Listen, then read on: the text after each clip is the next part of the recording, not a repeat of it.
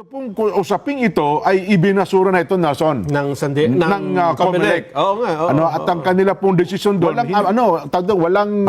walang tumutol.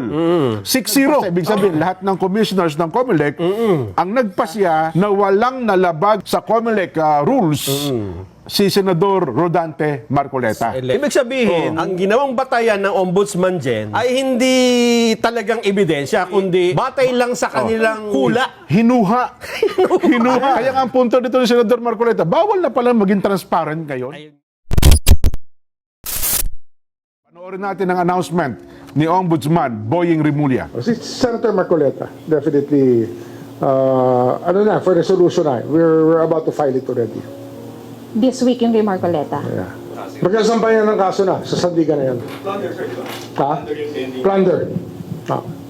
Kasama po dito yung mga correspondence niya, sila defensor, yung mga na-implicate po natin. Kasama yan, kasama sila. I don't know kung same forum yan, no? Same forum. Yan po ang announcement ni Ombudsman Boying Rimulya. Magpapail na ng kaso. Nakatakda na raw po sila maghain ngayong linggo sa Sandigang Bayan ng kasong plunder laban po kay Senator Rodante Marcoleta at dating congressman na si Mike Defensor, kaugnay ng umano'y hindi pagdideklara ng 75 million pesos na campaign donations. Binibigyan ko po ng diyan, ha. Hindi daw po dineklara ang 75 million pesos campaign donations noon pong 2025 midterm elections.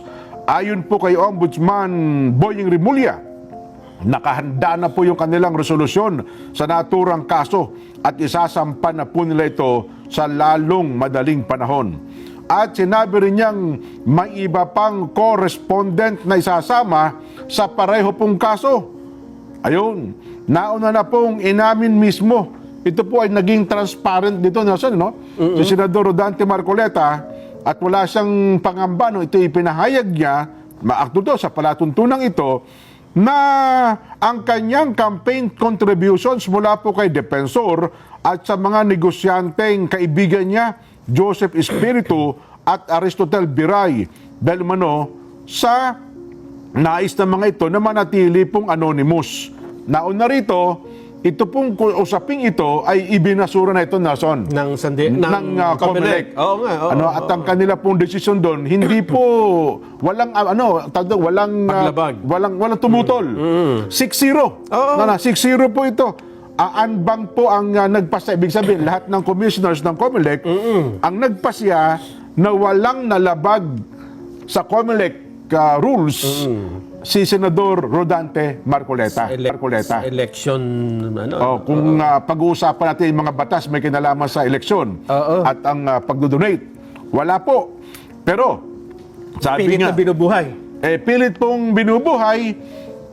Ang punto naman daw ng ombudsman, kasi daw, kung nagbigay ng kontribusyon kay Senador Marcoleta, baka ang kapalit, meron naman daw impluensya si Senador Marcoleta na pwedeng kapalit nung perang ibinigay sa kanya. So yung palang iniisip mo palang ay pwede nang basihan para mag-file na ka ng kaso. Parang ganun daw ang batayan nila. Kasi kung siya ay senador, kasi incumbent congressman siya noon, di ba? Kaya lang, patapos na yung termino. Patapos na po yung Papasok termino. pa ng senador Oho, at saka hindi rin siya pwedeng mangako na, hindi, ako mananalo kasi pag nanalo ako, ganito, ganyan. 32 sa, Ayan nga. sa survey. Ibig sabihin, ang ginawang batayan ng ombudsman dyan ay hindi talagang ebidensya, kundi batay lang sa kanilang, anong tawag doon? Hula. Hinuha.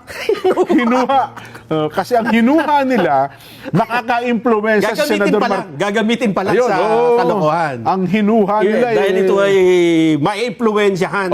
Maaari ito ay suhol. Kasi hindi ka naman pwedeng manuhol. Wala naman ang kapalit di ba? Wala kang wala kang pangyarihan Sabi nga ng mga matatanda, wala kang probetso dito. Wala kang mapoprobetso. At saka bukod dyan, ang punto natin, kung ang campaign donation ay bibigyan mo nila ng kulay kahit na wala ka pa namang ebidensyang ito ay may kapalit. Therefore, lahat ng campaign donation, pwede mong maging basihan para kasuhan yung mga tumanggap nito. Alam mo, mapanganib itong bagay na ito, ha? Eh, pagka pumayag ang Sandigan Bayan na may probable cause yan, Oo. pag kakasuhan ko lahat ng mga kakasuhan ko lahat ng may Lahat ng campaign tumanggap donation. ng Oo. ng campaign donations. Ikaw At saka kung- yung iba pa, hindi naman nang dideklara eh. Ayun nga. Kaya nga ang punto dito ni Senador Marcoleta, bawal na pala maging transparent ngayon. Ayun nga. Lahat ng mga tumanggap ng campaign donation na hindi nagdeklara ng kanilang donasyon, ng kanilang tinanggap, yun pa ang absuelto. Ang problema sa ombudsman, Oo. Jen, mas inuuna pa niya yung kaso na base lang sa hinuha niya eh. Kumpara Well- doon sa kaso na mayroong hard evidence, may witness, may mga Oh. picture, may video, mayroong sinumpang salaysay. Ang sabi kasi ng ombudsman, Nelson, kami ho, may karapatan kami kahit na napanaginipan lang namin, pwede kami mag-imbestigay. Aba, pwede naman. Kasi moto proprio power ng ombudsman, ganun, kahit na sinulat mo na sa ticket ng bus, Oo. di ba? Tapos na itapon mo yung ticket ng bus, nakuha ng taga-ombudsman. Oo, gagawin Uy, niyang meron ebidensya. daw ganitong nakawan sa ganito. Ang imbestigahan to. Oo. Ano ang batayan mo? Nakasulat sa ticket ng bus eh. May ganun. Kaya lang, Jen, sa isang tao kasi, ang priority ng isang tao, doon mo siya makikilala eh, di ba? Ay, well, Diyon ka ma-identify. Halimbawa, ang priority mo ay paggawa ng mabuti, edi mabuting tao ka. ay syempre. Oo. Pero kapag ka ang priority mo ay pagkakasuhan, Oh. ang nagsasabi na at nagtuturo kung sino ang sangkot sa flood control, Oo. protector ka ng flood control mastermind. Yun ang, hindi mo rin maalis sa isipan ng tao yun, ha? Eh, yun ang hinuha Yun, natin. yun ang eh. hinuha ng iba, ng mga ating mga kababayan. Ang problema ko ngayon dyan, saan ko kakasuhan ang ombudsman? Doon sa hinuha ko na siya ay nagpoprotekta doon sa... Wala. Impeachment, i-file ka ng impeachment complaint laban sa ombudsman. Hindi ba Kasi pwedeng- impeachable official yan eh. Mahirap namang ganon dahil sa, siyempre, mahabang Proseso, proseso. oo. Hindi ba pwedeng sa kalsada ko gawin to? I-announce ko na. I-announce ko na yan. Oo. Di ba? Hindi ba pwedeng doon sa ombudsman mismo, doon sa tapat nila, doon ko sabihin na, kinakasuhan ko yung ombudsman nyo. Bakit? Kasi mas inuuna pa niya yung batay lang sa hinuha niya eh. Oo. Kesa doon sa kaso na may matibay na ebidensya, may witness, Oo. merong ebidensya, may mga dokumento. Oo. Ba't kukunin mo, uunahin mong kasuhan Yun na nga. yung... Bigla ko tuloy naalala na Nelson, noong DOJ Secretary pa si Secretary John Boying Rimulya. Oo. Kasi dati, di ba, nung siya hindi pa DOJ Secretary, maraming kaso ang DOJ na laging talo. Oo. Kasi hindi daw airtight, hindi, may silang tinatawag Ayan nga, di ba? tama, oo. Kaya tinataas niya yung evidence level Yes. na isasampan ng mga piskal sa mga Hindi korte. ka basta-basta mag-file ng Hindi, kaso hindi, kung hindi ka may ma- butas, di ba? Well, oo, hindi Kasi pwede. madi-dismiss eh. Yes, sayang lang yung effort nila. Kaya dapat daw airtight, talagang matibay na matibay. Oo. Para pag isinampa ng piskal, ng DOJ sa korte, dapat guilty yung kinakasuhan nila. Yes. Kasi pero- hindi, magsasayang ka lang ng resources eh. Yun na nga, yun ang Magpapile ka ng kaso, walang kakwenta-kwenta eh. Sayang Oo. lang.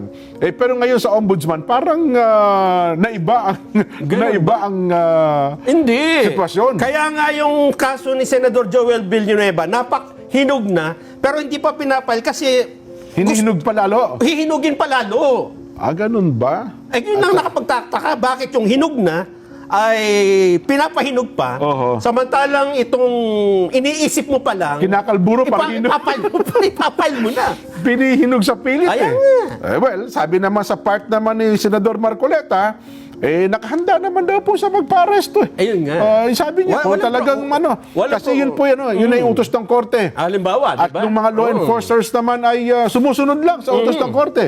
Kasi pag hindi nila sinunod diyan, mabigat ang kasasapitin ng ating mga law enforcement agency, no? So, Totoo yun. Oo, wala tayong problema kung yan ay talagang umusad. Oo. Ang problema natin ay yung ombudsman kung bakit siya ganon, di ba? yun. Ngayon lang ako nakakita ng ganon dyan eh, na hindi nyo ba naisip yun, mga babayan? Oo. Merong flood control anomaly. Ang tibay ng mga batayan nila. Ang laki, ang daming mga Mga witnesses. witnesses.